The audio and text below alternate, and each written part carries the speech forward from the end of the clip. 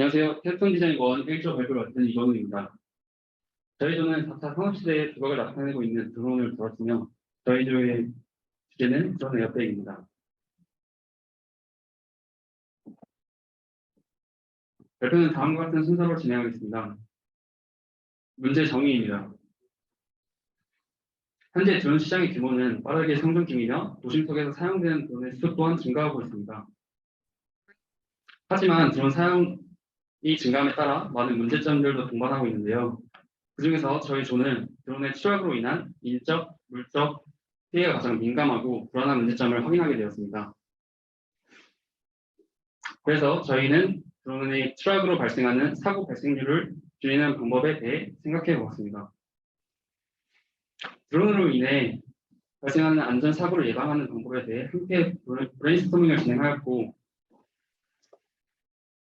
이에 저희가 구출한 드론의 안전사고 예방의 궁극적인 목표는 드론으로부터 사람을 보호하는 안전장치를 설계하는 것이었습니다. 이런 아이디어 회의 단계를 거쳐 추락하는 드론으로부터 사람을 보호하는 안전 시스템을 설계하는 것이었습니다. 저희는 이 목표를 가지고 먼저 실험을 진행하였습니다. 먼저 드론의 충돌 직전 자세를 확인하기 위해 드론이 지면으로부터 자연낙하할 때 모습과 각도를 측정하는 실험을 진행하였습니다. 첫 번째 영상은 지면으로부터 10m의 고도에서 진행된 드론 낙하 실험 영상입니다.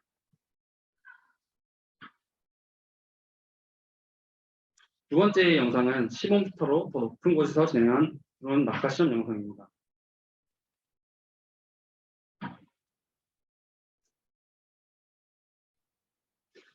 드론이 언제 어떤 방향으로 추락할지 예측할 수 없다는 점을 고려하여 드론을 떨어뜨릴 때 정방향, 역방향, 그리고 기울어서 등 다양한 초기 조건을 주어서 실험을 진행하였습니다.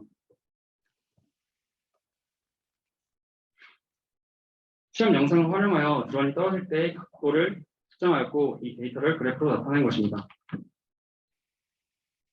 실험 결과 무게 중심이 상단부에 위치하여 76.2%의 확률로 드론의 상단부가 기준선에 먼저 닿았음을 확인하였고, 따라서 에어백을 드론의 상단부에 위치시켜야 한다는 결론을 도출하였습니다. 설계는 계획입니다.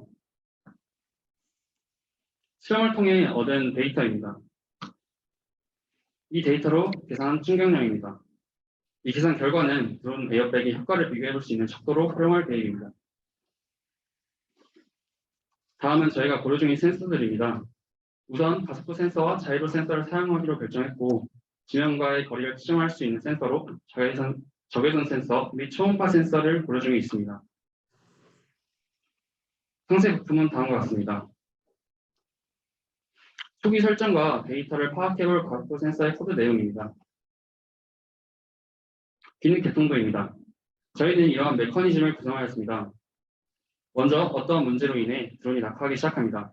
이때 가속도 센서는 드론이 최대 하강 속도보다 빠르게 낙하하고 있음을 감지하고, 자이로 센서는 드론의 회전을 감지하게 됩니다. 적외선 센서는 지면과의 거리가 가까워지는 것을 감지하고 이 각각의 센서들이 값을 인식하게 되면 에어백 모듈의 모터를 작동시킵니다. 그 후 기체 카트리지의 밸브가 열려 가스가 분사되고 에어백이 팽창하게 됩니다. 초기 제품 모델링입니다. 드론의 상단부를 중심으로 에어백을 성취한 모습입니다. 추후에 드론의 규격에 맞춰 다양한 요소들을 고려하여 설계를 구체화할 예정입니다. 목표 및 향후 계획입니다. 이번 설계의 기대 효과로 드론의 낙하로 인한 사고 빈도와 부상 피해 정도 감소를 기대하고 있고, 사람에 받는 충격에 대해 최대 가속도 50% 감축 기대를 하고 있습니다. 또한 도심 속 드론 상용화의 기여를 예상하고 있습니다. 다음은 기말 발표까지의 저희 조의 목표입니다. 먼저 3D 프린팅으로 드론 형상의 실험 더미를 시작하여 더미에 센서를 부착해 저연낙하 실험을 진행할 것입니다. 그리고 실험 결과에 맞는 에어백을 제작 후 충격량이 감소되었는지 확인하는 실험을 진행할 계획입니다. 주차를 계획입니다. 중간 발표까지의 실험 과정과 회의 과정을 사진으로 담아보았습니다. 감사합니다. 이상 발표 마치겠습니다.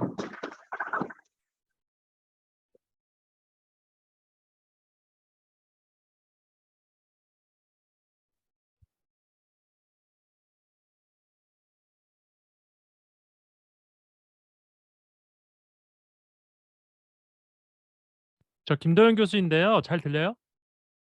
네, 잘 예, 들리고요. 예, 재밌는 발표 잘 들었고요. 근데 그 충격량이 50% 감소될 거라는 거는 어떻게 계산했는지 좀 설명 좀 해줄 수 있어요? 네, 말씀드리겠습니다. 지금 시중에 나와 있는 사람이 추락할 때 있는 에어백이 있는데요. 그 에어백의 충격량 감소 양이 지금 50%로 측정되고 있습니다. 그래서 그 데이터를 활용할 수 있습니다. 그 사람 무게랑 저거 무게랑 틀린데 같을까요? 어떻게 생각해요? 그다음에 공기 저항도 다르고 다 다를 텐데. 저희가 50%에 맞춰서 목표로 50%를 잡은 것일 수 있기 때문에 드론이 더 가볍다면, 사람보다 더 가볍다면 더 높은 효과를 기대하고 있습니다. 네, 알겠습니다. 네, 제가 질문 하나 하겠습니다. 네. 이 에어백이 터지게 되면 그 터지는 시점이 중요할 것 같은데 네. 좀 일찍 터지면 쓰고 있어. 에어백에서 나온 그 에어가 결국에는 부력을 만들어서 에어백이 상부로 올라가 버릴 것 같아요. 밑에 터졌다 하더라고요. 그러면 이게 거의 충돌 직전에 터져야지 에어백이 먼저 지면으로 터질 것 같은데 그 문제가 하나가 있고 혹시 에어백보다는 낙하산 같은 게 터져가지고 낙하산을 천천히 하는 게 어땠을까라는 정도 좋은 상황이었습니다. 저희는 사람 보호가 목적이기 때문에 사람에게 가까이 다가왔을 때 그 가속도를 계산해서 나중에 추후 계획에 말씀드렸는데 3D 프린팅으로 드론 항상 범위를 제작해서 사람과 가까이 있을 때 센서가 작용해 사람을 보호하는 목적으로 에어백을 터뜨릴 거기 때문에 그 부력을 받는 속도보다 사람을 보호하기 위해 터지는 속도가 더 짧을 것 같고요. 그리고 낙하산을 활용하지 않은 이유는 이미 시중에 너무 많이 나와 있고 저희가 그 낙하산이 적용될 만한 고도를 확보하는 시간을 줄이고자 에어백을 선택한 거기 때문에 저희는 에어백에 집중하겠습니다. 네, 알겠습니다.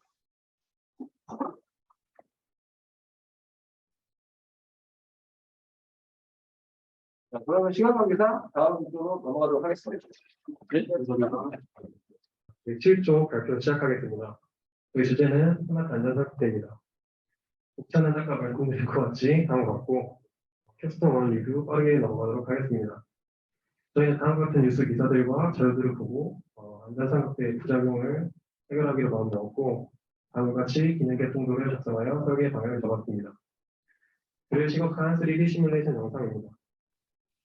저희 소프트웨어 설계 진행 사항을 말씀드리도록 하겠습니다.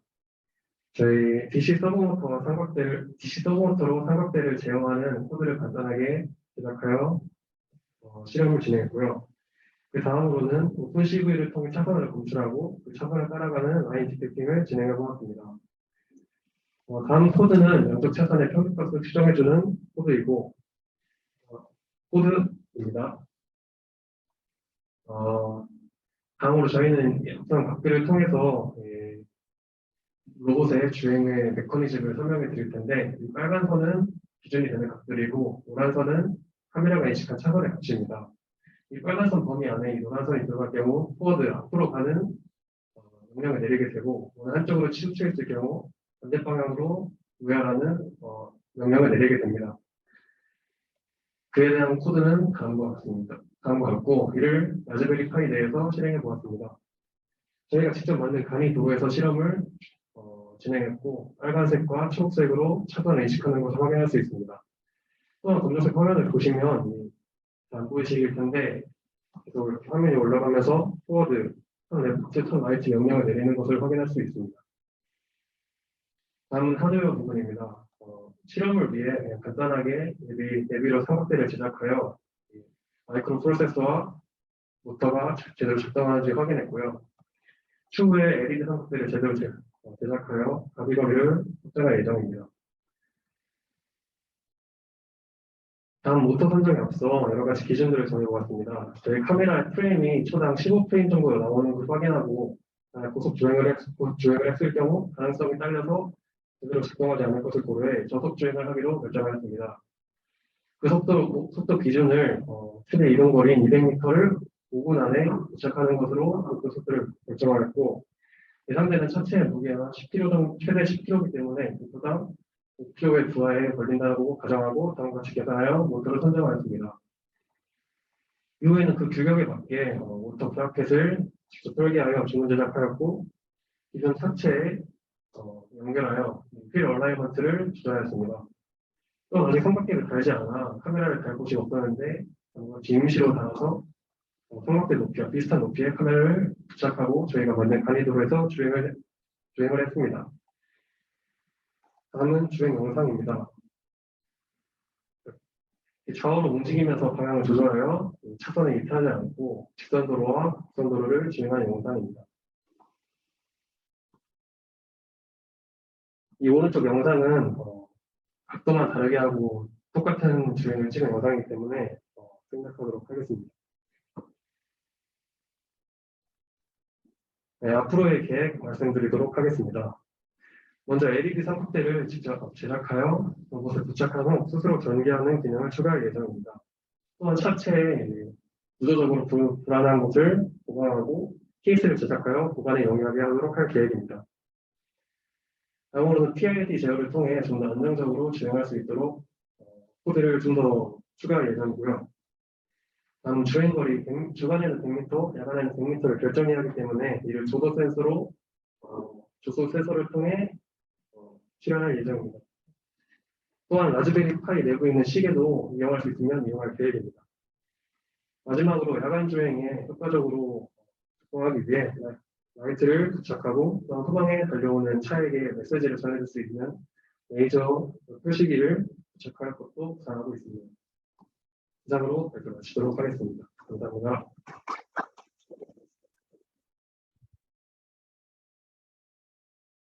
그 김도영 교수인데 질문 있거든요. 네, 지금 이제 자동차만 이제 만들어서 보여줬는데 실제 이제 트렁크에서 얘가 이제 나오려면은 그게 비탈이나 이런 것들이 필요할 텐데 그런 거에 대한 고려는 했는지가 좀 궁금하네요. 그리고 이거는 그냥 커멘트인데 나중에 이게 그냥 빨간색만 있는 게 아니라 약간 LED 같이 빨간불이 반짝반짝하면서 가면은 좀 더 뒤에 오는 차한테 좀 더 도움이 되지 않을까 이런 또 코멘트를 주고 싶네요.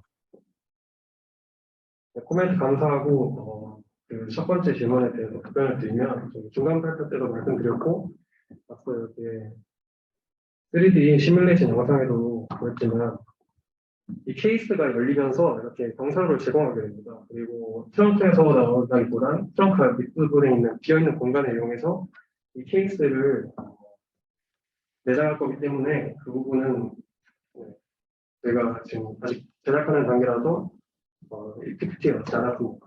다음 기말 발표 때 제대로 보여드리도록 하겠습니다. 근데 차에 그 밑에 높이에 한계가 있는데 왜냐하면 차가 높이가 높지 않잖아요, 바닥이. 근데 저거를 설치할 수 있는 클리어런스가 나와요, 저게? 저희가 조사한 바로는 자동차 최저 지상고가 11cm로 알고 있습니다. 그래서 이 문이 열리면서 12cm 높이에서 문이 열렸을 때 경사로를 저희가 계산을 해서 지금 케이스에 제작하고 있어서 그 부분은 괜찮을 거로 예상됩니다. 알겠습니다. 감사합니다.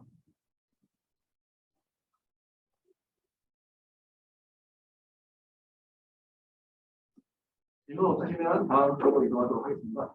감사합니다. 수고하셨습니다.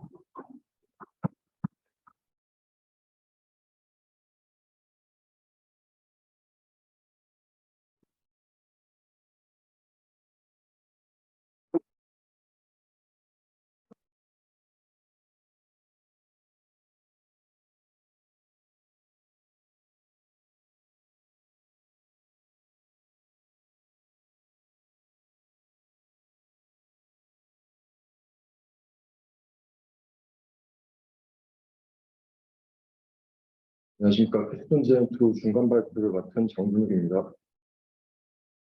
일단 목차에 대해 설명드리겠습니다. 저희는 제작 배경, 하드웨어, 소프트웨어, 재료 분야 이렇게 4가지로 준비했습니다. 먼저 제작 배경에 대해 설명드리겠습니다.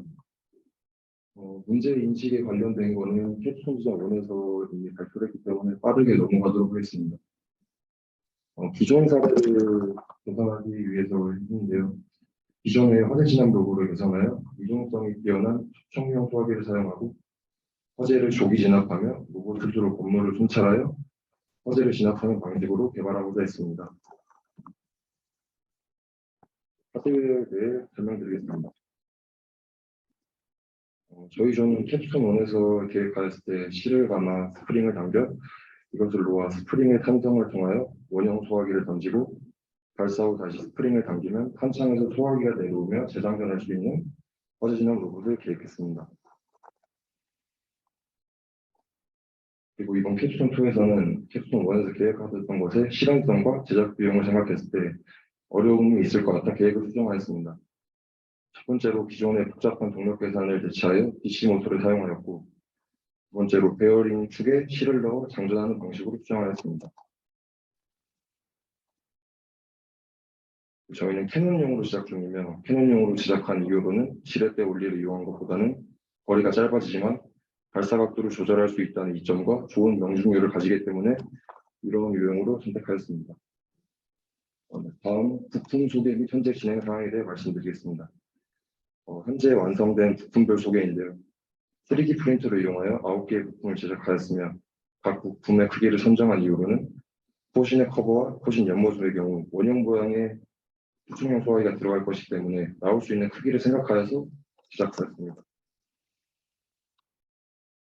또한 포신의 옆받침과 포신의 D커버의 경우 모터가 돌릴 수 있는 각도를 생각하여 결정하였고, 모든 부품은 밀도를 15로 설정하였는데 3D 프린터의 기본 밀도이며 거치대와 포신의 파인면과 충돌 시 문제가 없는 것을 확인하고 결정한 모형입니다. 그리고 제작 후에 크기의 문제로 결합이 안 되거나 결합이 되어도 큰 현상이 발생하는데요.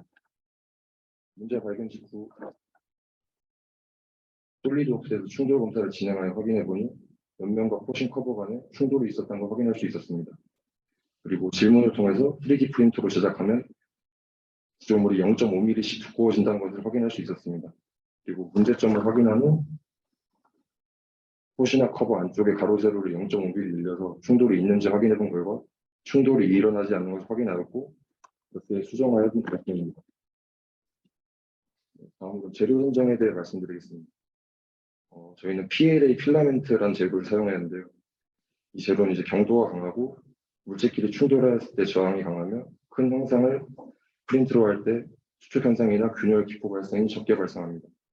또한 녹는 온도점이 균일하며 ABS에 비해 낮은 온도로 출력이 가능합니다.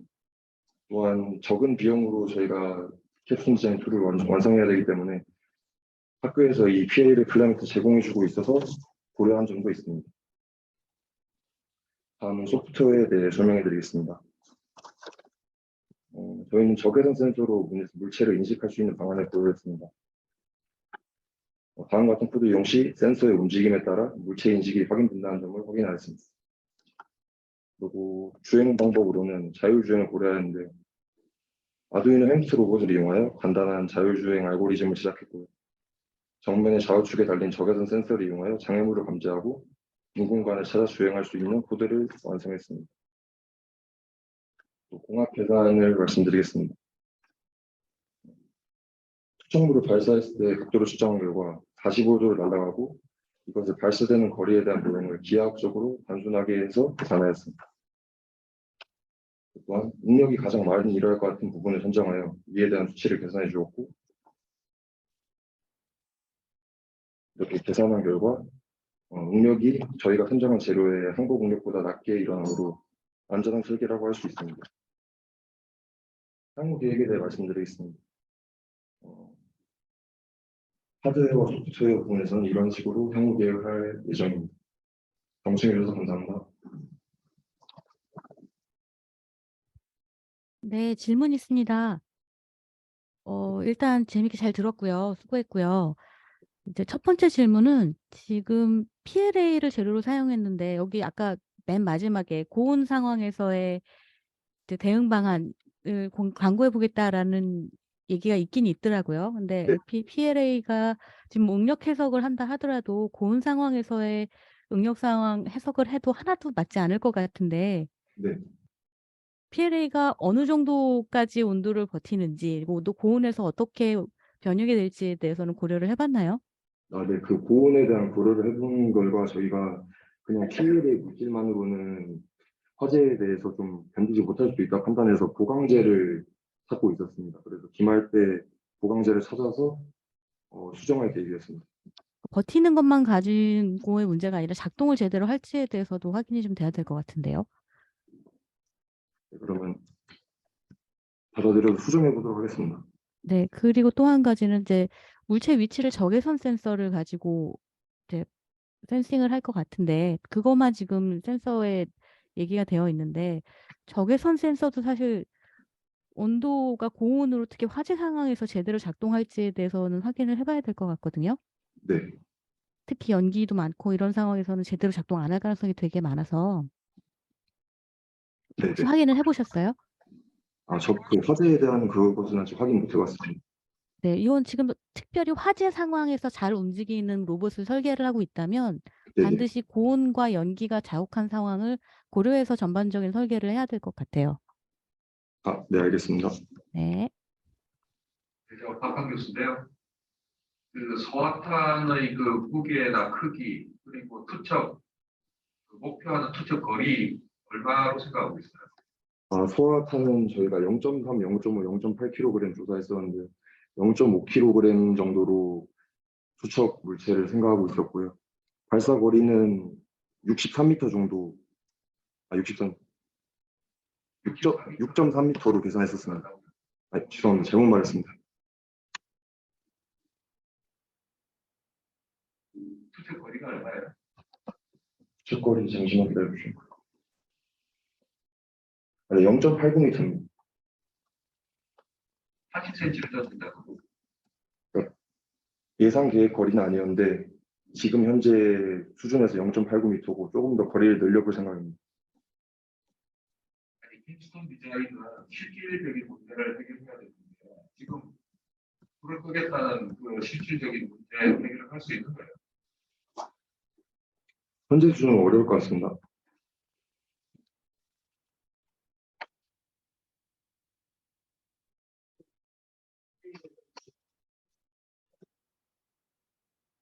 일종의 목적이 뭐예요? 화재난 곳까지 이동하는 것이 자율적인 목적인가요? 네, 그렇습니다. 어떤 방식으로 거기까지 이동해요? 아두이노 햄스터 로봇을 이용해서 일단 코딩을 짜놨는데 아직 그거를 실질적으로 적용은 못 해가지고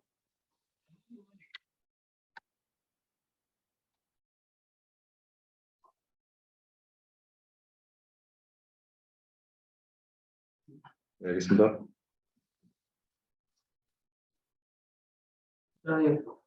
시험 관계상 다음 주로 넘어가도록 하겠습니다. 네. 수고하셨습니다.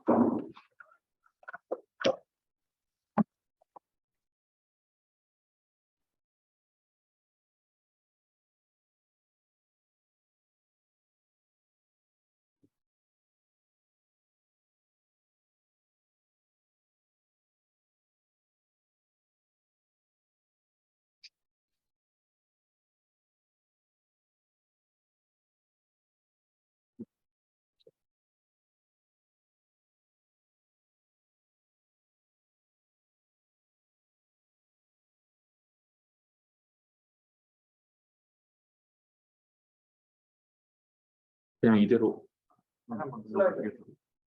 다시 한번 눌러.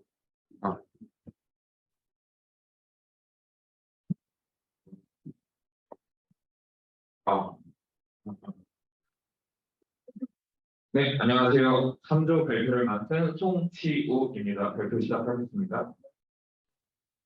이렇게. 네, 알겠습니다. 목차입니다. 목차 구성은 1학기 발표 내용 요약, 1학기 발표 내용 요약, 설계 및 제작 현황 보고 정리로 구성되어 있습니다.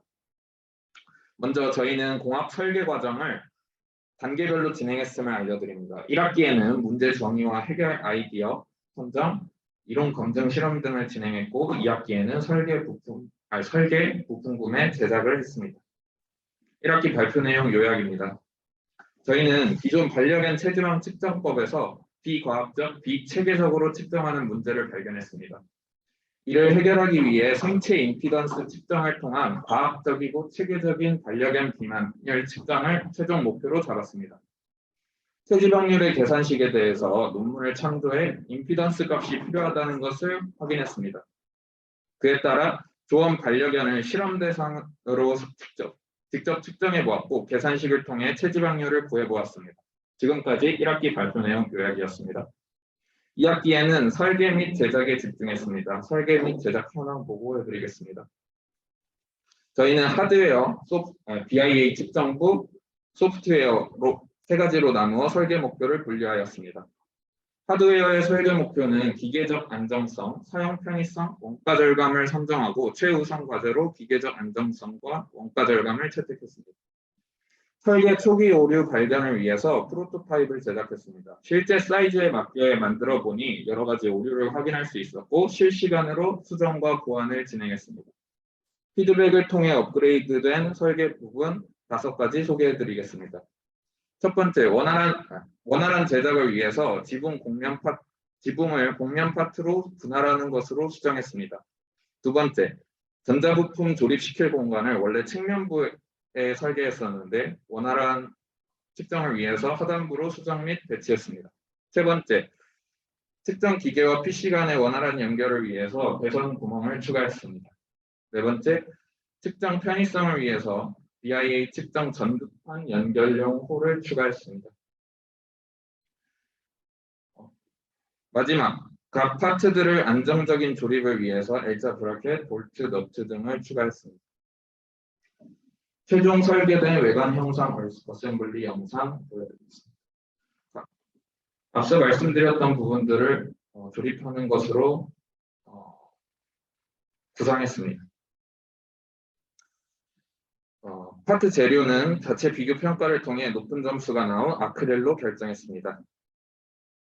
제작 과정입니다. 아크릴 파트를 견고하게 조립하기 위해서 전동 드라이버와 L자 브라켓 등을 사용해야 했습니다.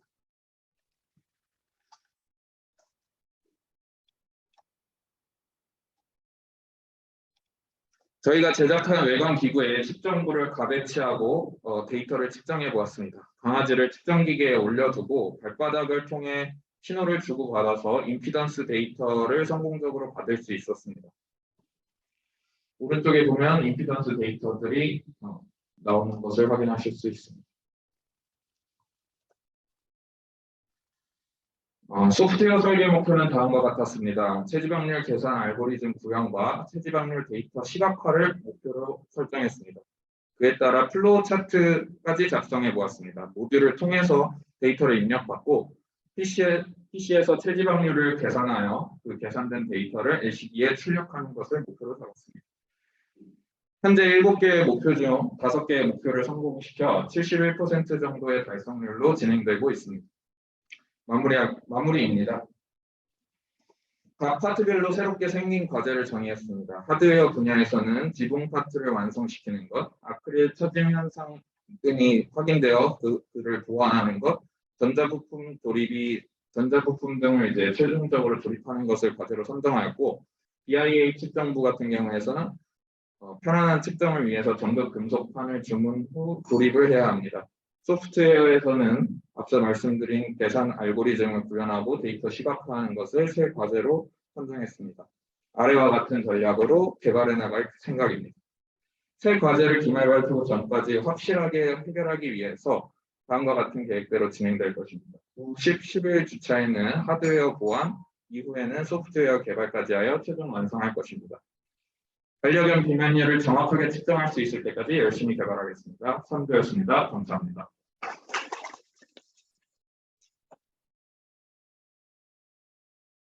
네, 저 김도현 교수인데요. 참 어려운 과제를 잘하고 있는 것 같아서 보기 좋고, 근데 이제 한 가지 궁금한 게 지금 보면은 그 맥스 그 보드로 받은 임피던스 보드로 받은 신호를 그러니까 CSV 파일을 만드는데 그거를 PC에서 또 해석을 한 다음에 다시 아두이노로 넘기는 식인데, 네, 그러면 그냥 PC에서 플랫하지 왜 굳이 아두이노로 넘기겠어요? 그러니까 이게 제대로 되려면 아두이노에서 바로 맥스에서 보내는 신호를 가지고 바로 계산이 가능해야지 될 것 같거든요. 그 점에서 좀 생각 좀 해봤어요.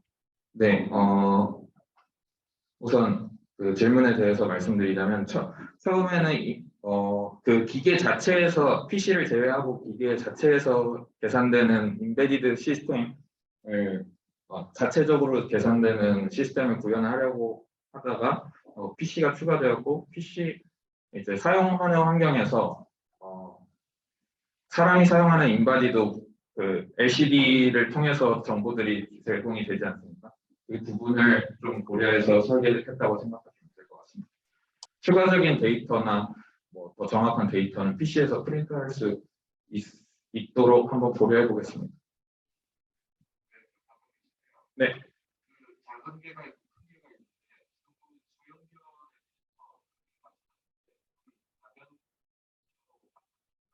있는데 저희는 대형견에 대해서는 크기와 부피가 이제 제한된 예산에서 해결하기 위해서 우선 소형견 모델을 제작을 하였고, 그래서 뭐 2kg에서 5kg 정도의 사이즈의 소형견을 집중했고, 대형견 같은 경우는 좀 더 예산이 충족이 된다면 다른 모델로 구현하는 것을 생각을 하고 있었습니다. BIA도 계산을 했을 때 그게 맞는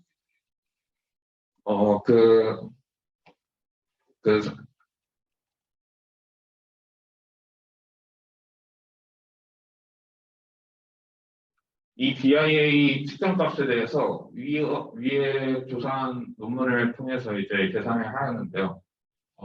이제 우리 조원의 반려견을 그 동물병원에 가서 그 BCS 레벨을 확인해 본 결과 체지방률 그것이 어느 정도 맞다고 판단되어서 진행하게 되었습니다.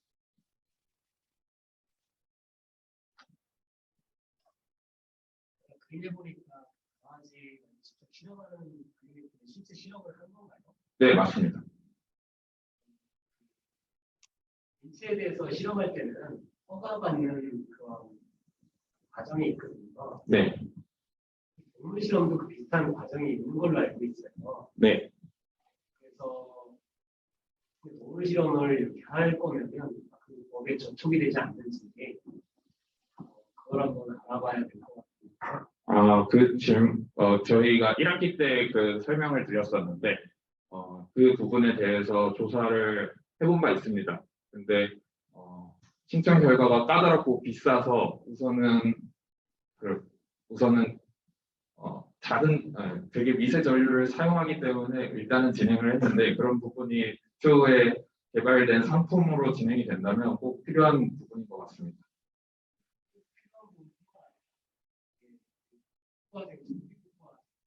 네, 맞습니다. 문제가 될 수 있는 사항이잖아요. 지도교수님하고 상의를 해가지고 네, 그 부분을 이제 지도 교수님이 이제 특허까지 이제 생각을 하고 계시기 때문에 그 실험 부분에 대해서 추가적으로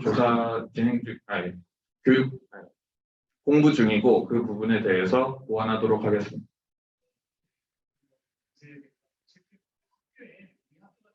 인체에 관련 실험에서 허가받는 기준을 네.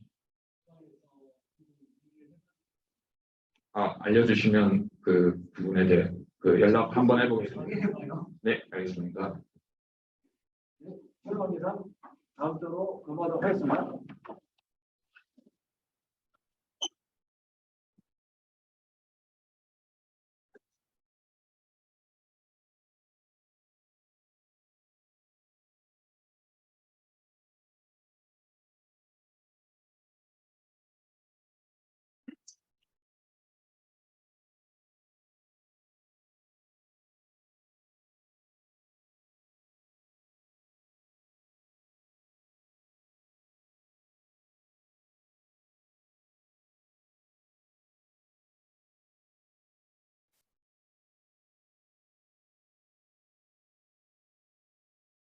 네, 캡스톤 디자인 2 1조 발표를 시작하겠습니다.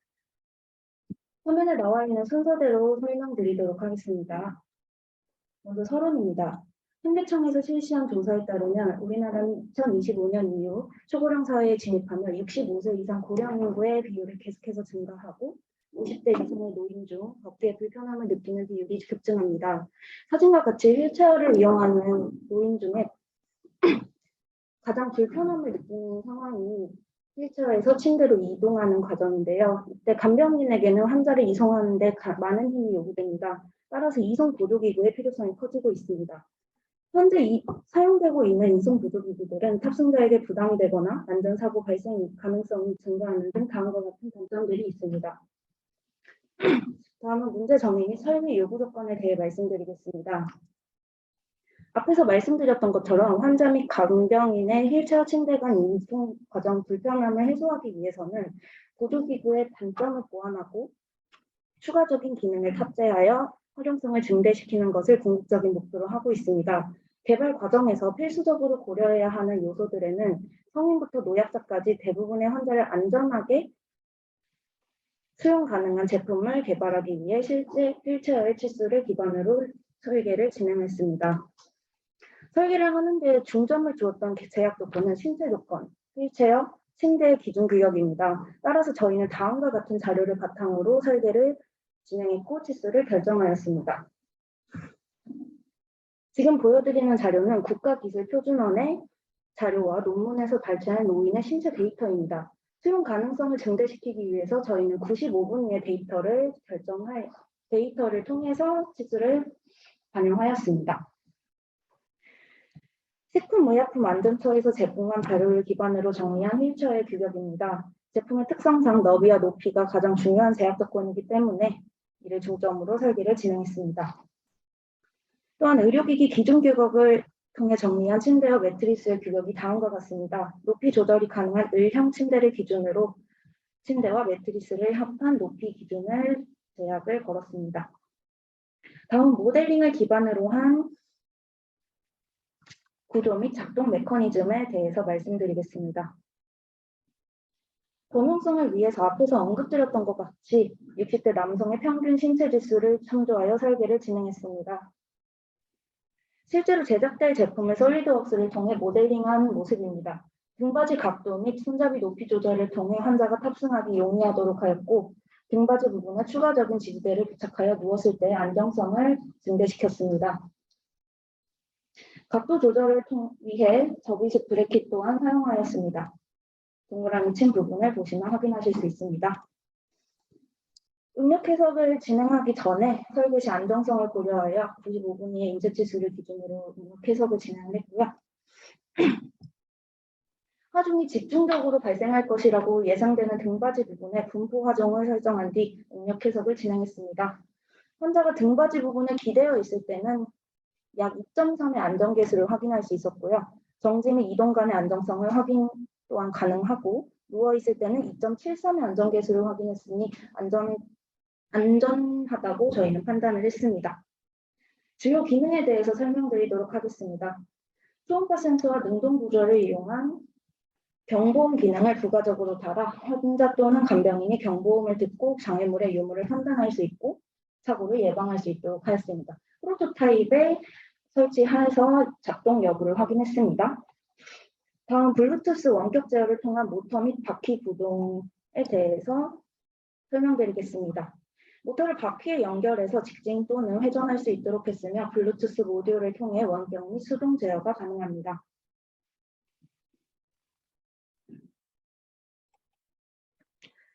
보여드리는 자료는 이동 거리를 계산하여 스텝 모터의 스텝으로 환산함으로써 좌표를 설정하고 장애물을 감지하여 정지시키는 코드입니다. 블루투스 모듈을 통해서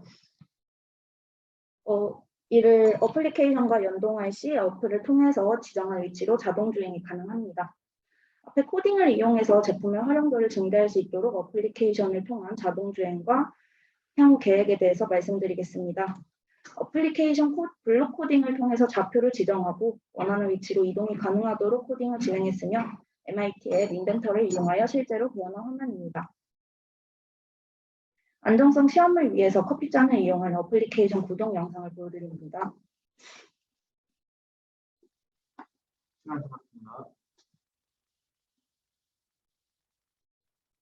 네, 뒷부분은 그냥 감안하고 들어주시면 감사하겠습니다. 리니어 액추에이터를 사용한 높이 조절 장치는 화면만 확인해 주시면 감사하겠습니다. 질문해 주세요. 네, 조금 시간이 부족해서 뒷부분은 저희 향후 계획이기 때문에 나중에 기말 발표에 합산해서 말씀드리도록 하겠습니다. 저 김도현 교수인데요. 저는 개인적으로 되게 이제 실용적인 주제를 갖고 뭐 다소 별관하려고 홍보하여 볼 수는 없었지만 설계를 잘 수행하려고 노력했던 점이 느껴질 수 있어서 되게 좋았고요. 네, 한편으로는 저희가 이제 지금 이제 나오신 문제가 저희 현실에서 많은 어려움이 있고 그래서 이제 이런 유사한 제품들을 많이 만들려고 다양한 것을 하고 있는데 그래서 이제 다른 이런 개발되어 있는 제품 대비 우리가 어떤 점을 문제로 삼고 개선을 하려고 노력을 했는지 그리고 이제 어떻게 그런 것들이 개선이 되었는지 그래서 타 제품이나 유사 그런 것들과 좀 더 비교가 있으면 이건 정말 이러한 기능이 꼭 필요하겠구나 아니면 이렇게 개선이 되었구나 하는 것들을 보여줄 수 있으면 좀 발표나 이런 것들이 더 좋을 것 같고 네, 피드백 감사합니다. 김도현 유사한 교수 제품들과 비교한 장면들을 기말고사에 반영해서 말씀드리도록 하겠습니다. 다음 피드백 부탁드립니다. 네, 저 김도현 교수인데요. 발표 잘 들었고요. 근데 제가 궁금한 점은 사실 이게 진짜 이제 실제 사이즈가 돼서 사람이 정말 이제 사람을 싣고 누울 수 있고 이런 걸 보여주는 게 더 중요할 것 같은데 정작 그런 기구물은 하나도 안 보여주고 나중에 이제 조그만한 조그만한 게 움직이는 걸 보여주셨는데 실제 휠체어는 어디 있나요? 저희가 작은 문제로 인해서 속도를 절반으로 줄여서 제작할 예정인데요. 네. 실제로 저희가 응급 해석을 진행을 할 때 파이프를 이용하는데 재질은 스테인리스 강입니다. 이걸 통해서 아까 응급 해석 부분 보여드리면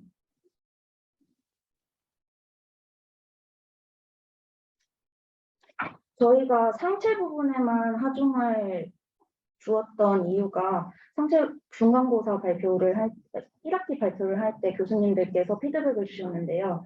상체 부분으로 쏠려서 넘어지면 어떡하냐라는 질문이 나왔어서 그 부분을 반영하기 위해서 상체 부분에 과도한 하중을 주었고 그 결과로 저희가 안정성을 확인을 했습니다. 그리고 자료에는 나와 있지 않지만 의자 혹은 엉덩이 부분에도 한번 능력을 주었었는데 휘어짐이 없고 그리고 안정성이 30 이상으로 나와서 안정하다고 판단을 했습니다. 저희가 지금 제작을 3D 프린팅으로 했었는데요. 그거 과정에서 조금 설계적인 착오가 발생을 해가지고 그 부분을 수정한 뒤에 기말고사 발표 때 반영하여 말씀드리도록 하겠습니다. 그러니까 이게 중요한 게 지금 사람을 싣는 게 목적이기 때문에 물론 이제 반으로 줄여서 하니까 사람을 싣지는 못하겠지만 진짜 그러니까 어떻게 그거를 나중에 기말 발표 때 데몬스트레이션 할지에 대해서 곰곰이 좀 생각을 해봐야 될 것 같아요. 네, 알겠죠? 알겠습니다. 네. 저도 한 가지만 코멘트하고 넘어갈게요. 응력 해석한 부분은 응력 해석은 잘 하셨는데 사실 이 해석의 목적은 이렇게 뒤로 제껴졌을 때 이 휠체어가 뒤로 넘어가느냐에 대한 걱정이 사실은 더 컸던 것 같거든요. 그랬을 때는 사실 응력 해석보다는 무게중심에 의해서 이것 자체가 넘어가느냐 동력학적으로 해석을 했어야 됐을 거라는 생각이 들어요. 그렇죠? 그래서 지금 하중이 이렇게 쏠리면 등판이 휘어지는 게 문제가 아니라 아예 앞쪽 바퀴가 들려버리는 게 문제가 될 것 같은데 그쪽으로는 고려를 안 해봤었던 것 같네요. 네, 저희가 앞바퀴가 들릴 수도 있다는 위험성을 저희가 알고는 있었어가지고 지금 여기서는 보여드리지 않았지만 실제로 누웠을 때 사람의 무게중심이 어느 부분에 가장 쏠리는지 조사를 많이 했었고요. 그 결과를 바탕으로 저희가 크게 위험하지 않다고 판단을 해서 이렇게 발표를 진행하게 되었습니다. 그 부분에 대한 자료나 아니면 타당한 근거 같은 거는 기말고사 때 같이 반영해서 말씀드리고 싶습니다. 네, 알겠습니다. 네, 감사합니다. 감사합니다. 다음으로 넘어가겠습니다.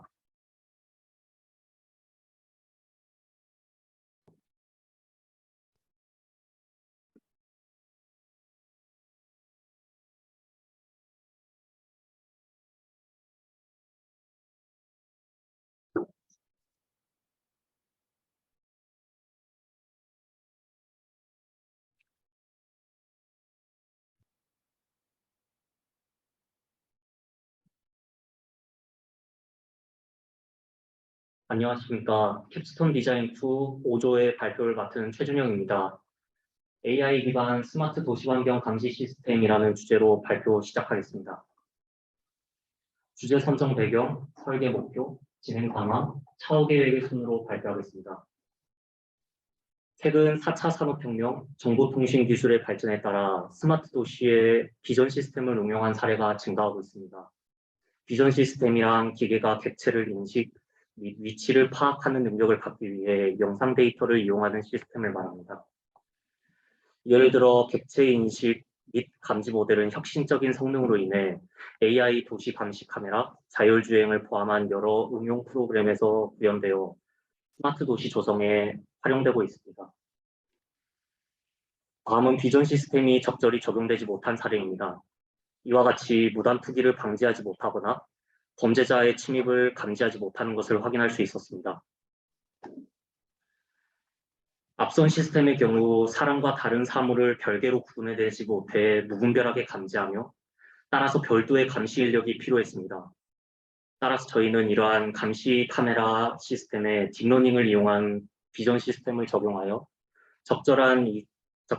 정확한 이상행위 감지 및 경고 시스템을 설계하기로 하였습니다. 앞의 내용을 토대로 저희는 다음과 같이 AI 기반 스마트 도시 환경 감시 시스템의 설계 목표를 정하였습니다. 소프트웨어 설계 목표로는 딥러닝을 통한 행위 인식 AI 모델 개발, 하드웨어 설계 목표로는 실시간 경고 시스템을 갖춘 이동식 스마트 도시 환경 감시 장치 제작으로 정하였습니다. 저희 조의 이전 1학기 소프트웨어 컨셉입니다. 다음과 같이 RTSP 프로토콜, 즉 네트워크를 통해 영상을 서버로 전송하면 오픈포즈와 텐서플로우 모델을 통해 이상 행동을 감지하고 경고 시스템을 구동하게 계획하였습니다. 이러한 기존 설계의 문제점으로는 감지 모델로 매우 무거운 모델을 사용하여 방대한 연산이 필요하고 따라서 고가의 고사양 컴퓨터가 필요하다는 것이었습니다. 저희는 이러한 문제를 해결하기 위해 이상행위 인식 알고리즘을 개선하기 위한 다른 컨셉을 생각해 보았습니다. 우선 새로운 소프트웨어 컨셉입니다. 저희는 연산량이 많은 오픈포즈 대신 비교적 가벼운 욜로 모델을 사용하여 다음과 같이 응급 상황 감지, 무단 투기 감지, 침입 감지의 3가지 이상 상황을 감지하는 감시 시스템을 계획하였습니다. 이 중 응급 상황 감지까지 구현하였고 계속 개발할 예정입니다. 다음으로 높은 비용의 기존 고사양 컴퓨터를 대체하기 위해 다음 3가지 인베디드 보드를 비교하였습니다. 라즈베리 파이의 경우 가장 저렴하지만 머신러닝에 특화된 GPU 또는 NPU가 없어 빠른 추론이 불가능하고 제슨 나노의 경우 머신러닝에 적합한 GPU를 탑재했지만 비교적 가격대가 고가인 단점이 있었습니다. 따라서 저희는 카다스 빔 3로 선정하였는데 이는 딥러닝에 적합한 NPU를 탑재하였고 합리적인 가격대로 구매할 수 있다고 판단되었습니다. 다음은 하드웨어 설계입니다. 태양광 패널과 배터리를 통해 전력을 공급받으며 카메라를 통해 실시간 영상을 얻고 스피커와 디스플레이를 통해 경고를 출력하여 이상행위에 즉시 대응할 수 있게 했습니다. 이때 앞서 선정한 인베디드 시스템을 통하여 이상행위를 감지하고 경고 시스템을 제어하도록 구성하였습니다. 위 내용을 종합하여 저희는 다음과 같이 시스템을 구성하였습니다. 카메라를 통해 실시간 영상을 촬영하고 카다스 빔3 내의 소프트웨어를 통해 이상행위를 판별한 뒤에 적절한 경고를 경고 시스템을 통해 출력하며 태양광 패널을 통해 이 시스템에 전력을 공급하도록 하였습니다.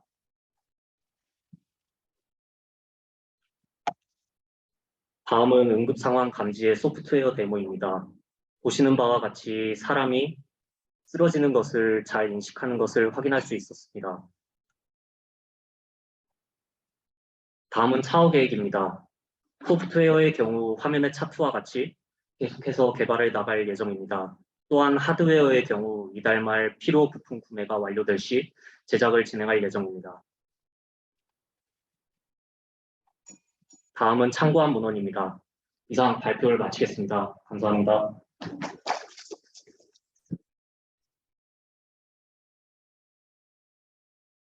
네. 이렇게 때부터 이렇게 때 할 때는 이제 노트북으로 하고 이해하실 때 할 때 싱글부터 바꾼 건가요?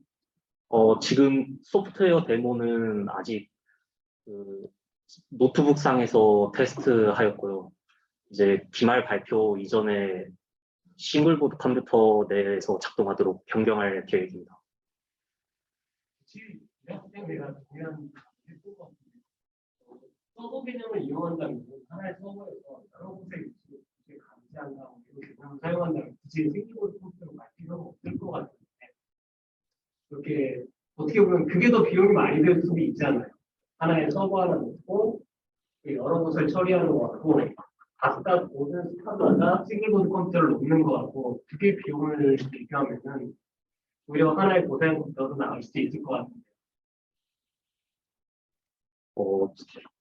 이제 가격 그 캡스톤 비용 문제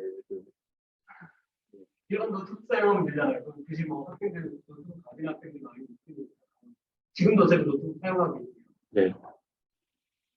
이거는 이동성이 아니잖아요. 여기서 구현하는 게. 이동성이 있는 어떤 주제를 다룰 때는 싱글보드 컴퓨터를 가는 게 맞는데 지금 이동성이 아닌 주제인데 지금 싱글보드 컴퓨터를 가려고 해서 1학기 때부터도 그게 좀 궁금했었거든요. 왜 자꾸 그렇게 가려고 하는지. 저희 컨셉에서 보시면 이렇게 이동식으로 제작해서 할 계획입니다.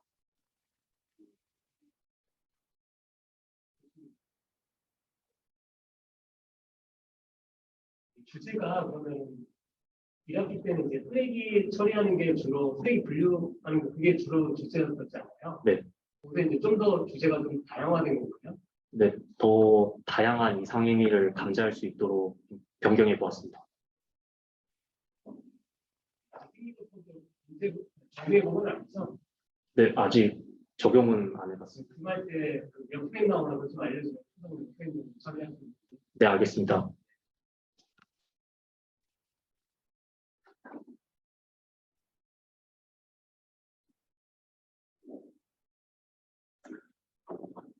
네, 추가 질문 없으시면 다음 쪽으로 넘어가도록 하겠습니다. 네, 감사합니다.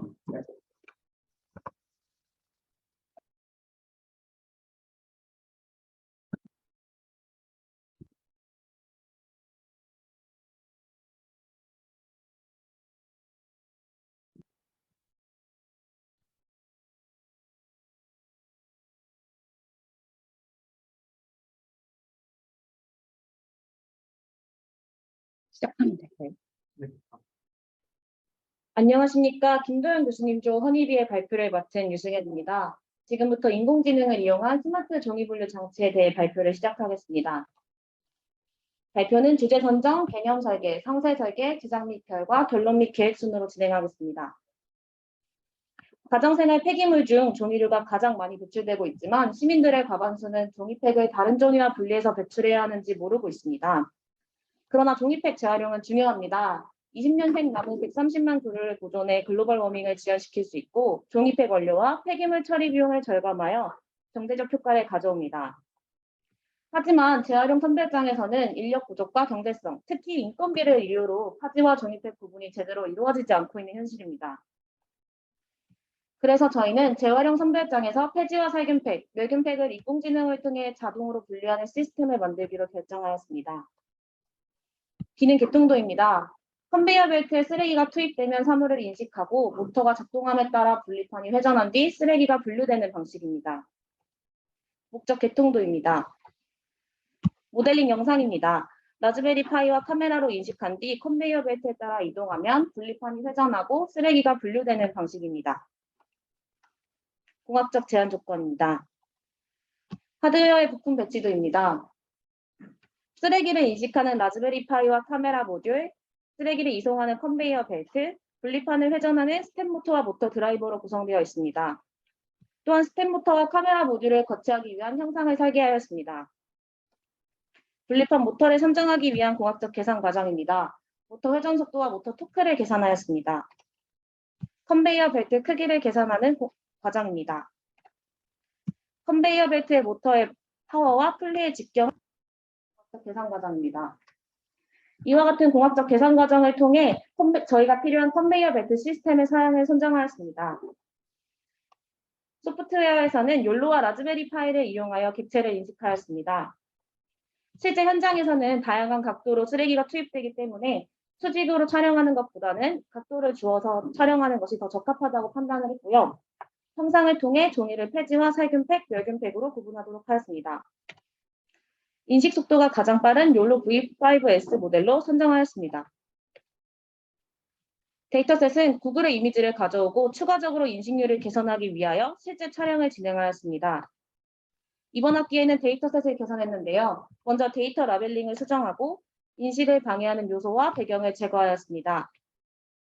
또한 실제 현장에서는 다양한 각도로 투입되기 때문에 회전 데이터를 추가하였으며 총 1,900장의 데이터셋을 제작하였습니다. 욜로 결과입니다. 1학기 때에는 전체 74%의 정확도가 분출되었지만 2학기 때에는 전체 93%로 약 20%로 개선이 성공했다는 것을 확인할 수 있었습니다. 학습량 정밀도 그래프를 통해서도 1학기에 비하여 학습량이 증가할수록 정밀도가 안정적으로 개선되는 모습을 확인할 수 있었습니다. 라즈베리 파이와 모터 드라이버를 연결할 때에는 GPIO 통신을 사용하였습니다. GPIO 통신을 사용하여 라즈베리 파이를 통하여 모터의 각도를 제어할 수 있습니다. 현재 모터 제어 코드를 작성 중에 있습니다. 통신 핀을 할당하고 분리판과 연결하면 모터 제어가 가능합니다. 제작 및 결과입니다. 3D 프린터로 분리판을 출력한 후 스텝 모터와 연결하였습니다. 그리고 모터와 분리판, 라즈베리 파이, 모터 드라이버를 연결하였습니다. 아까 공학적 계산을 통해 선정한 사양을 바탕으로 컨베이어 벨트 시스템을 선정하고 구매하였습니다. 라즈베리 파이를 통해 욜로를 구동한 결과입니다. 움직이는 물체를 인식하는 경우에도 일정한 정확도 이상의 인식률을 보였습니다. 결론 및 향후 계획입니다. 첫째, 저희는 재활용 선별장 인력 문제와 종이팩 재활용률 감소 문제에 대응하기 위하여 최초로 인공지능을 이용한 스마트 종이 분류 장치 시스템을 제안하였습니다. 둘째, 폐기물 이송을 위한 컨베이어 벨트, 스텝 모터와 분리판을 설계하고 제작하였습니다. 마지막으로 인공지능을 이용하여 종이 폐기물을 구분하는 기능을 구현하였으며 데이터셋 퀄리티 개선을 통해 인식률을 향상시켰습니다. 간트 차트입니다. 지금까지 욜로 정확도와 인식 속도를 개선하였으며 라즈베리 파이와 분리판을 연동한 뒤 컨베이어 벨트에 연결하여 테스트를 거쳐 제작을 마무리할 계획입니다. 참고 문헌입니다. 지금까지 발표를 마치겠습니다. 감사합니다.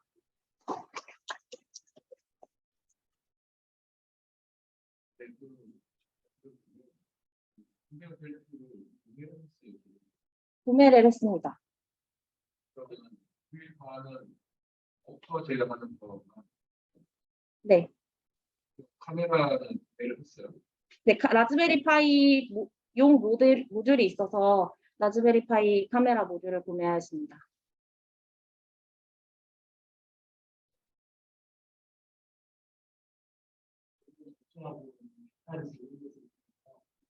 전투는 그나마 움직였어요. 그런데 이건 움직이질 않잖아요, 카메라는. 그래서. 네. 근데 굳이 라즈베리 파이를 사용해야 되는 이유가 있었나? 처리 문제가 어려울 텐데, 처리 속도가. 저희가 캡스톤 디자인의 그 경제적 제한 조건을 맞추기 위해 라즈베리 파이를 사용을 했고요. 그리고 또한 라즈베리 파이가 모터 드라이버랑 연결이 되어야 되기 때문에 싱글보드 컴퓨터를 사용하였습니다. 이 팀에서는 초반 FPS적으로 처리할 수 있을까요? 공학적 제한 조건에 나와 있는데요. 1.2 FPS 정도로 촬영이 가능합니다. 또한 이거는 디바이스 변경이나 라즈베리 파이가 아닌 더 좋은 보드를 사용하게 된다면 인식 속도는 개선될 것이라고 생각을 합니다.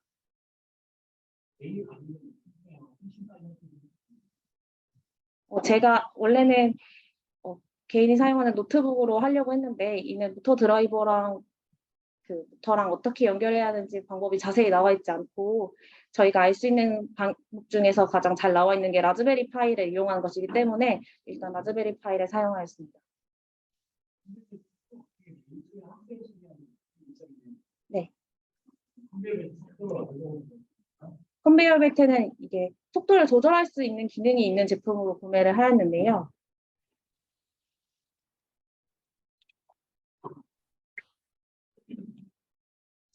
속도가 0에서 200mm/s로 조절이 가능한 제품이라 저희가 충분히 사용할 수 있다고 판단을 했습니다.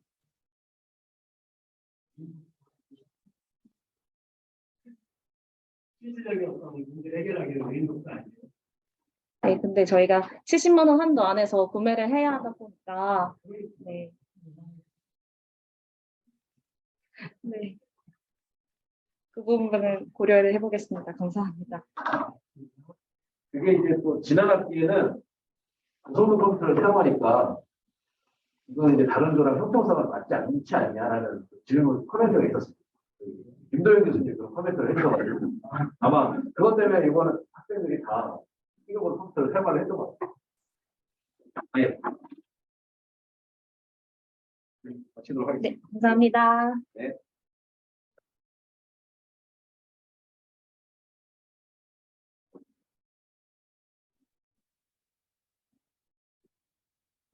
발표 부탁드립니다.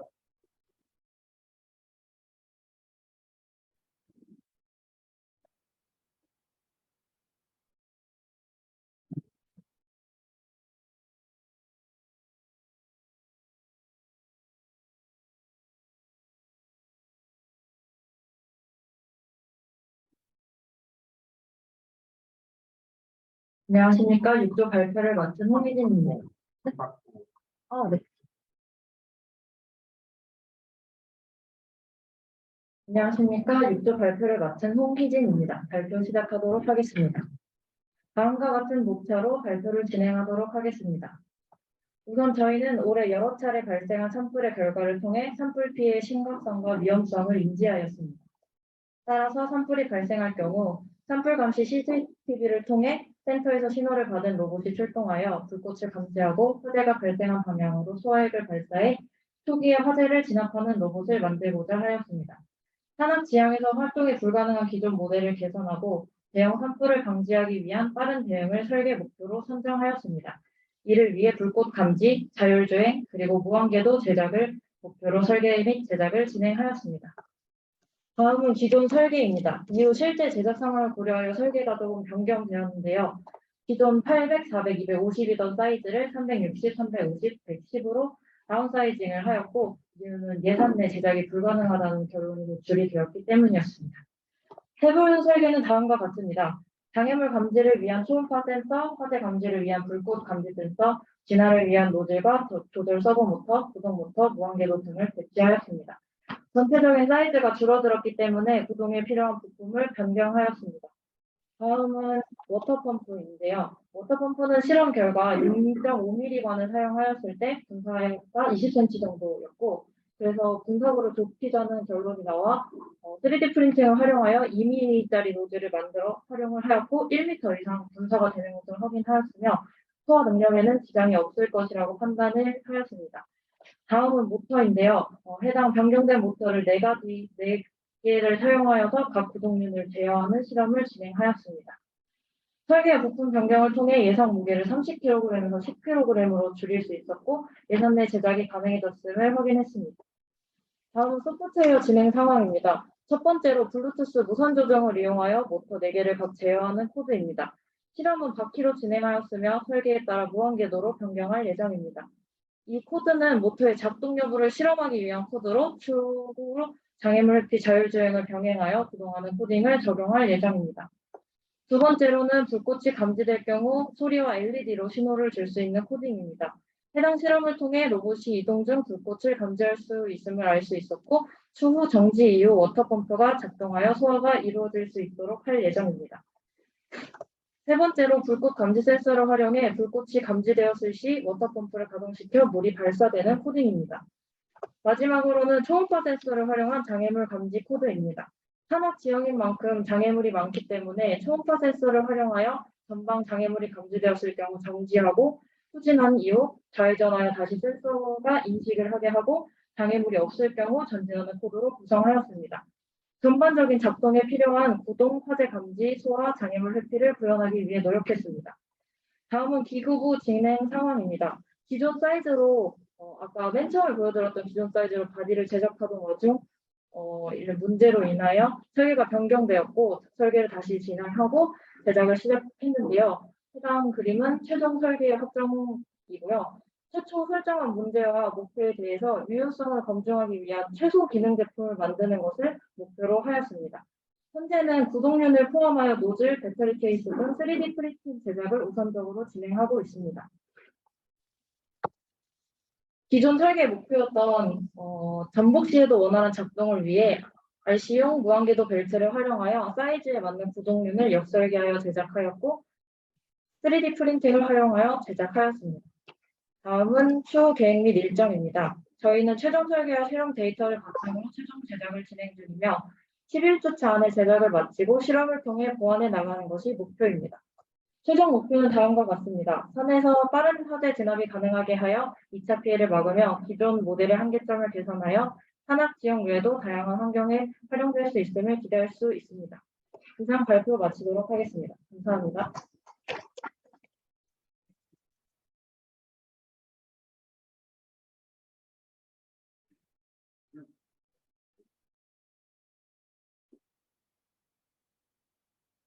많은 센서를 사용해서 시스템을 구현하려고 하는 마음을 충분히 알았는데 우리가 모든 것들을 만들거나 뭐 할 때 설계 제한 요소라는 거 있잖아요. 그래서 이제 아까 말씀했던 부분이 약간 좀 안타까웠던 것 같아요. 모든 센서를 다 넣으니까 센서 값도 비쌀 수 있고 그리고 이제 뭔가 만들려고 하다 보니까 하루에도 이제 예산이 부족하고 뭘 해서 굉장히 작게 만들고 뭘 하고 한다고 했는데 그러면 결국은 미니멈으로 센서가 구동해서 움직이는 그러니까 뭐 RC카 같은 그런 형태가 될 것 같아요. 근데 여기에서 이제 처음 얘기했었던 건 산불 초기대로 보고 있잖아요.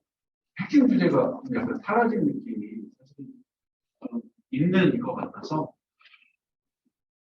개인적으로는 우리가 이제 전체보다 작지만 좀 기존의 방법보다 새로운 것들을 좀 더 한 컴포넌트를 고도화하는 그래서 어떤 한 분야라도 차이점과 이런 것들에 집중하면 어떨까 하는 개인적인 그런 생각을 좀 하게 됐습니다. 네, 피드백 감사합니다. 저희도 동일한 그 주제가 사라질 것 같다는 문제점을 되게 많이 하고 있었던 과정인데 깊게 생각해 볼 수 있는 감사합니다. 이게 지금 예산이 부족해서 사실은 이게 예산이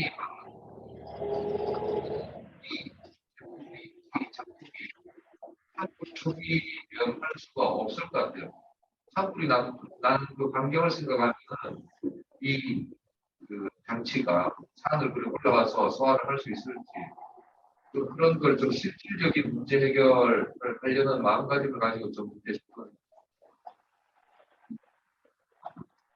네, 말씀해 주신 부분들과 또한 이유 반영하고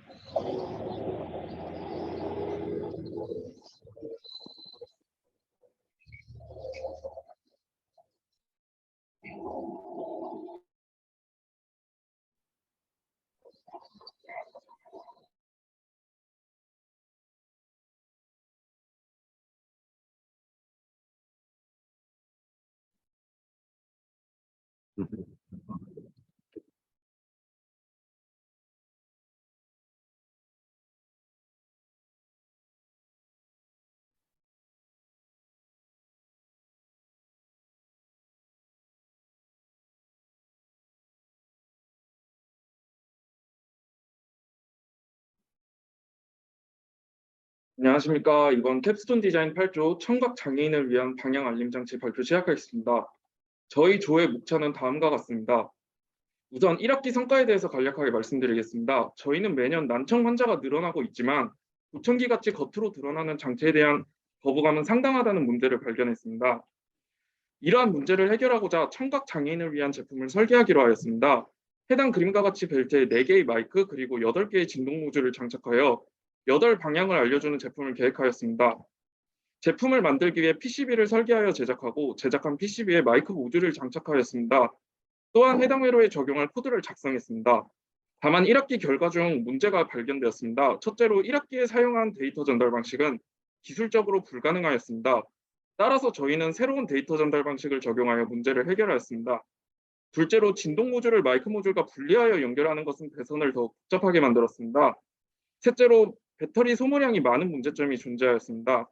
이 두 가지 문제를 해결하기 위하여 진동 모듈과 마이크 모듈을 하나의 PCB에 붙여 회로의 개수를 줄이고 4개의 진동 모듈만으로도 8방향을 알려줄 수 있게끔 개선하였습니다. 넷째로 블루투스, AI 적용, 외부 마이크 도입까지 구현할 현실적 시간이 부족한 문제가 있었습니다. 저희는 정해진 짧은 시간 내에 본질적인 기능에 집중한 제품을 만들기 위해 주요 기능 위주로 재구성하였습니다. 다음으로 이번 2학기 진행 상황에 대해 말씀드리겠습니다. 첫째로 통합 모듈을 개선하였습니다. 기존의 클럭을 생성해서 전달하는 방식을 폐기하였습니다. 각 통합 모듈에 마이크 센서의 음파가 도달하면 음파를 감지한 센서가 메인 모듈로 신호를 보내주어 메인 모듈에서 시간차를 측정하는 방식으로 변경되었고 그 덕분에 배선이 간단해지고 전류 소모량이 감소하였습니다. 수정한 새로운 통합 모듈의 아트웍입니다. 1학기에 제작한 모듈 대비 전체적 크기의 소형화가 이루어졌고 별개로 존재하였던 진동 모듈이 통합되어 들어옴으로써 배선이 간단해지고 배터리 소모량이 감소하였습니다. 수정된 통합 모듈의 제작 과정입니다. 회로를 만드는 데 필요한 재료들을 직접 사서 설계한 회로도에 따라 납땜하여 완성하였습니다. 완성 전 PCB와 납땜을 통해 완성된 통합 모듈입니다. 통합 모듈을 안전하게 넣고 벨트에 장착할 수 있게끔 집게 부분을 포함하여 설계된 케이스의 3D 모델링입니다. 모델링에 맞춰 완성된 케이스로 저희가 제작한 회로에 정확히 맞게 들어가는 것을 볼 수 있습니다. 앞에서 말씀드렸듯이 원래 계획했었던 부가적인 기능 대신 주요 기능 위주로 재구성하였습니다. 다음으로 파이썬과 C코드를 수정하여 각도 계산 방식 및 전달 방식을 변경하고 시간차 측정 방식을 변경하여 코드를 재구성하였습니다. 특히 새로 도입한 각도 계산 방식에서 TDOA 알고리즘을 사용했습니다. 적용된 TDOA 알고리즘을 간단히 설명하면 소음원으로부터 발생한 음파가 각 센서로까지 도달하는 시간의 차이를 이용하여 음원의 위치를 추정하는 알고리즘입니다. TDOA 코드 실행 영상 보겠습니다. 보시는 바와 같이 음원의 각도를 나타내 줍니다. 이후 저희는 마이크 신호 처리 테스트를 통하여 통합 모듈의 마이크 센서가 제대로 동작하는지 확인하기 위해 통합 모듈들을 번호 순서대로 일렬로 정렬한 후 소리를 발생시키면서 각 마이크에 소리가 들어오는 시간의 차이가 있는지 확인하였습니다. 테스트 결과 해당 오실로스코프 데이터와 같이 음원으로부터 가까운 마이크일수록 소리를 빨리 인식하여 예상했던 바와 같이 순서대로 소리를 인식함을 알 수 있었습니다. 다음으로 마이크를 실제 사람이 착용하는 것처럼 4방향으로 설치하고 실험을 진행하였습니다. 해당 테스트에는 문제점이 있었습니다. 마이크가 모두 안쪽을 바라보고 있게 구성되었기 때문에 소리 신호가 예상과 다르게 인식되었습니다. 따라서 실제 상황에 맞게 재배치해야 함을 알 수 있었습니다.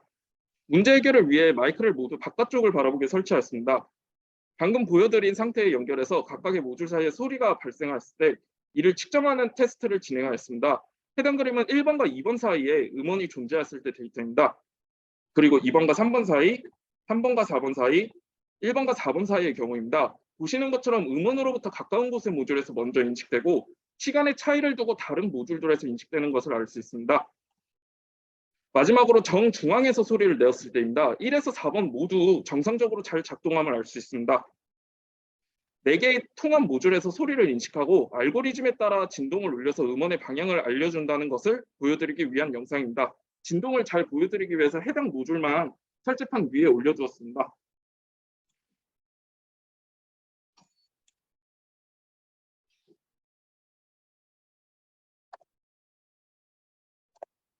저희는 향후 다음과 같은 간트 차트를 토대로 수정 및 보완을 진행하여 최종 작품을 만들 예정입니다. 라즈베리 파이와 배터리를 벨트에 부착하여 실제 상황에 발생하는 오류를 수정하여 실제로 사용이 가능하도록 만드는 것이 이번 학기 저희 조 캡스톤 디자인 목표입니다. 감사합니다.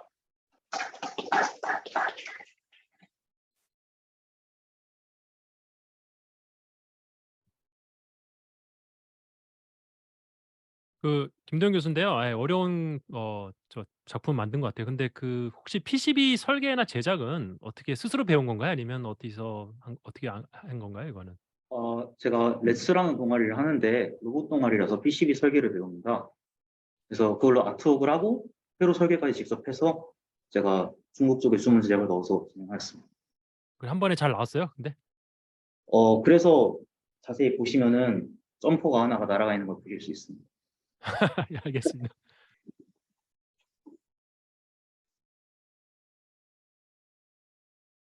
마지막 그 작동 영상 한 번만 다시 보여주시면 네. 제대로 파악을 할 수가 없거든요. 소리가 잘 안 들려서 영상이 너무 빨리 지나갔죠?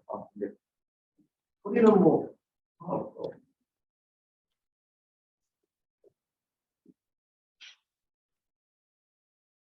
이동만 봐서는 뭘 한 건지 잘 모르겠어요. 제가 설명을 네. 인도 모듈 4개가 있는데요. 이렇게 4개가 있는데 이쪽에서 박수를 치면은 당연히 이쪽에서 소리가 울려야 되니까 이쪽에다가 천재 판을 넣고 이쪽에서 진동을 올리는 것을 또한 소리로 판단할 수 있게끔 실현 상태로 구성하였습니다. 그래서 소리가 나라고 생각합니다. 네.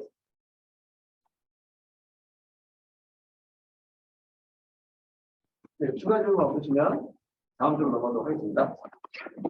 고맙습니다. 네, 감사합니다.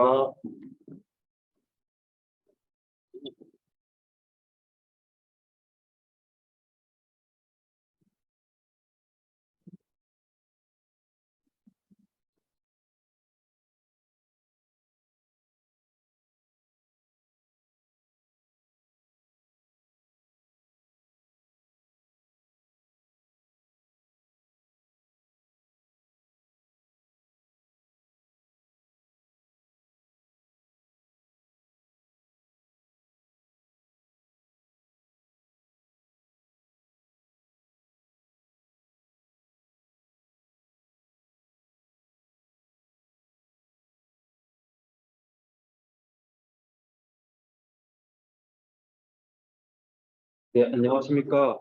지금부터 캡스톤 디자인 4조 마이크에서 네, 다시 하겠습니다. 안녕하십니까. 지금부터 캡스톤 디자인 4조 스마트 불삭기 중간 발표를 시작하겠습니다. 목차입니다. 첫 번째로 지난 학기 피드백 및 개선점, 두 번째로 초음파 센서를 통한 RC 서브모터 동작 정지 시스템, 세 번째로 모터를 통한 몸체부 동작, 네 번째 향후 계획 순서대로 말씀드리겠습니다. 직전 학기에 저희는 하드웨어를 만드는 데 집중했습니다. 그래서 또한 구동에 있어서 DC 모터를 활용해서 유압 실린더 방식을 채택하였고 초음파 센서 인식 후 동작 정지 시스템을 구현하는 데 집중했습니다. 그러나 직전 학기에 교수님들께서 조언을 많이 해주셨고 저희가 문제점을 스스로 분석한 결과 그 토대로 방향을 점검하였고 문제를 새롭게 다시 개선했습니다. 기존의 굴삭기는 목판으로 설계하였습니다.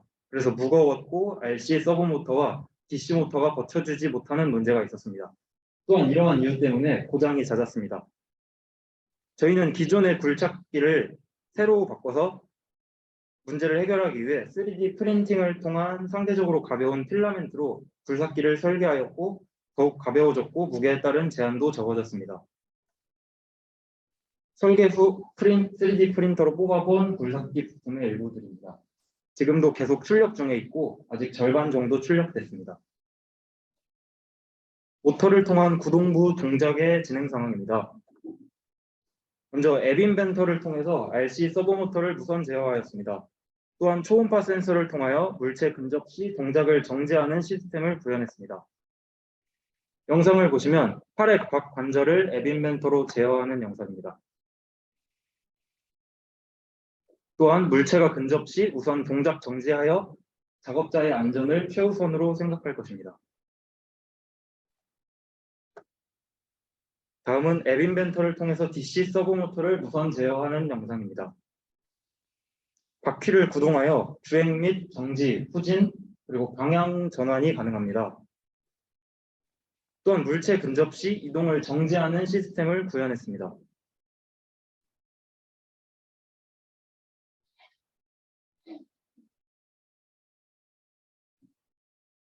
네, 다음은 스태핑 모터의 진행 상황입니다. 스태핑 모터는 펄스 신호를 줄 때마다 일정한 각도씩 회전하는 모터입니다. 저희는 스태핑 모터를 사용하여 몸체의 스윙에 성공했습니다.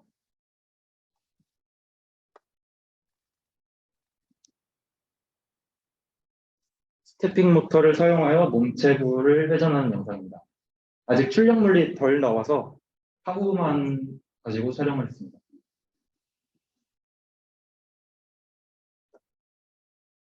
향후 계획에 대해서 말씀드리겠습니다.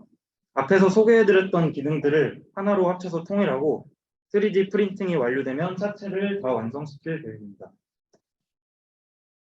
또한 먼지 측정 센서를 이용하여 비산 방지 살수 장치를 고안해내겠습니다. 길을 가다가 혹은 TV를 통해서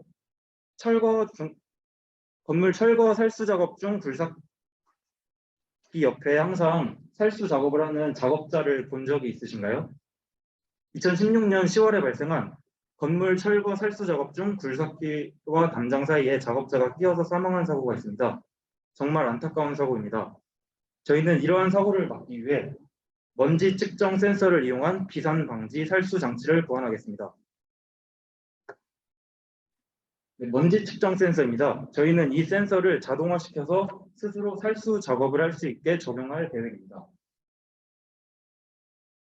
이상으로 4조 스마트 굴삭기 중간 발표를 마치겠습니다. 감사합니다.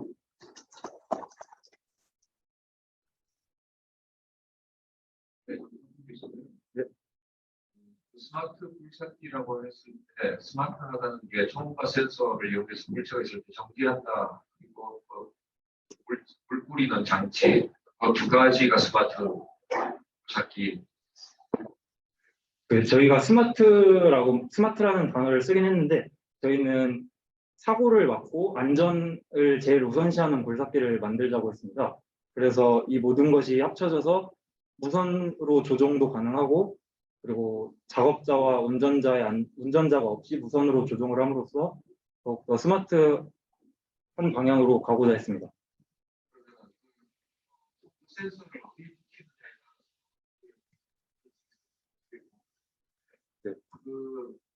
어디에 붙일지에 대한 연구가. 네, 저희도 그 부분에 대해서 많은 생각을 해봤는데 그 몸체 쪽에 부착을 해서 아예 사각지대를 없애는 방향을 생각했습니다. 그리고 또 팔 부분에도 부착을 하여서 회전 시 지나가는 행인이나 이런 근접하는 걸 발견했을 때 멈추는 방향을 생각했습니다. 네, 저희도 지금 앞으로 계획 중에 있는 것 중 하나가 무인으로 어플을 통해서 조종을 하면서 카메라를 달아서 어플을 통해서 카메라로 계속 보면서 작업을 할 수 있도록 고안하는 중입니다.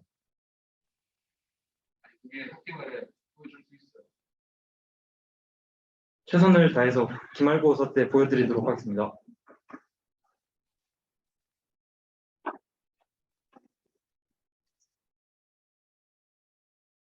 저도 네. 들어가면 아까 그 로봇팔 포크레인 요거 만들 것 같은데 네네. 그러면은 저거를 실제적으로 뭔가 운동을 시킬 때 관절 단위에서만 하면은 안 되고 네. 이거 역기구학을 풀어서 네. 끝 단위 어떻게 움직일지를 그냥 해야 되거든요. 아, 네. 그거를 이제 TH 파라미터 말씀. 네네 그거를 할 계획이 있는. 아직까지는 저희가 계획한 곳으로는 역기구학 이용은 없었는데 저희도 이렇게 모여서 다시 한번 향후 계획을 점검하면서 모르는 사항이 있으면 교수님께 직접 찾아가서 조언을 구하도록 하겠습니다. 아직까지는.